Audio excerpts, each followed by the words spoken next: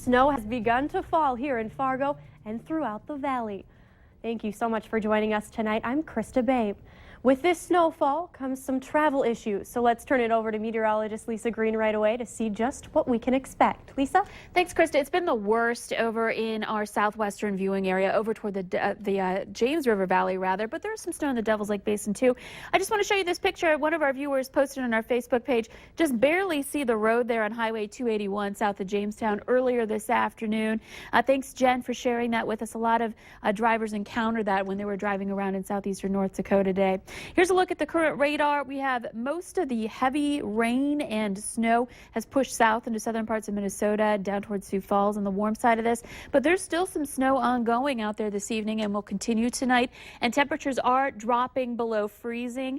So we're going to see this start to stick if it hasn't already as it begins to fall in the southern valley too. Snowfall potential. This is in addition to what we've seen already, up to another inch of snow perhaps. I think we're going a little heavy on that northwestern part of our viewing area. So not a big snowmaker, but because temperatures are on the colder side, we do have some concerns about those roadways. So we'll let you know when this will wind down and what we can expect for the second half of our weekend coming up in just a few minutes. All right, thank you, Lisa. And let's take a quick look here at the North Dakota road map to get a better idea of the driving conditions. Now you can see here, purple in North Dakota means there's snow on those roadways, so you're going to want to be careful, especially in the northern parts there around the Devil's Lake area. And then also yellow is another cause for concern. You can take a look there. The central part, biggest concern with ice on the roads. So if you're going to travel, you definitely want to be careful out there. Make sure to check out the map at valleynewslive.com. Just click on the weather tab and then road conditions to take a look. And you can also stay up to date on changes through the night from your smartphone or tablet. You can also get the latest road and weather conditions on our Storm Team app. Just search VNL Weather in the App Store. A Belcourt man was tased while resisting arrest for DUI after he was involved in a hit-and-run accident in Fargo. Fargo police say 46-year-old Jared Lilly was involved in a hit-and-run accident near 10th Street and 4th Avenue North. Police later found him by the description of his car and pulled him over. Officers tried to arrest Lilly for DUI when he started to resist, so a taser was used to help detain him. He was taken to the hospital and then to jail. Lilly is being charged with DUI and resisting arrest. Police are investigating a sexual assault that happened near Minnesota State University Moorhead. According to dispatch logs, it happened around 3 a.m. on Friday on 6th Avenue South, which runs just parallel to campus. Police tell us no one has been arrested, and since the case is open, they can't comment any further. This year, two other alleged assaults happened on the MSUM campus. And people living in a Moorhead apartment had to call 911 tonight after seeing heavy smoke on the top floor. Fire crews evacuated the building on 18th Street and put out smoke and flames coming from the ceiling. One unit has smoke and water damage, and the family living there won't be able to return home tonight. But they are getting help from the Salvation Army and Red Cross.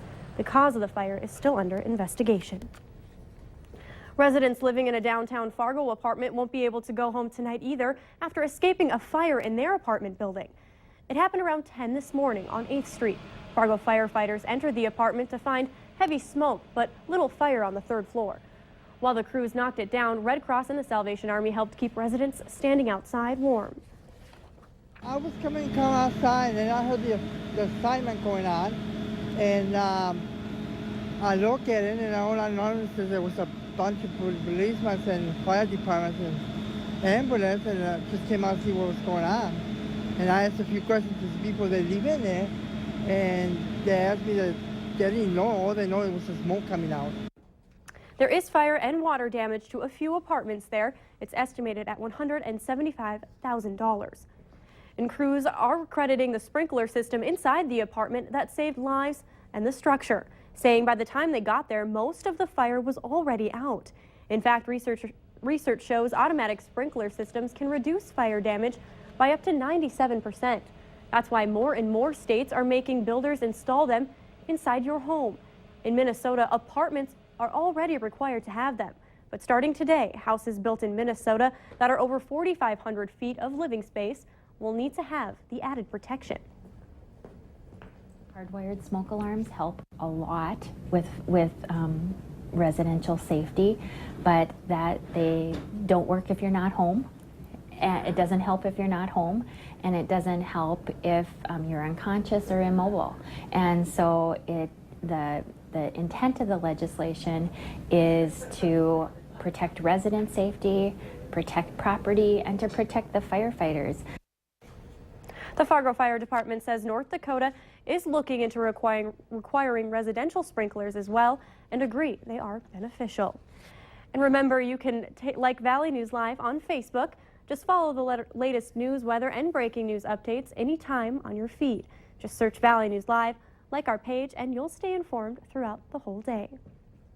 Well, the entire city of Moorhead has their eyes on the ice tonight. The Moorhead Spuds are celebrating 50 years of hockey.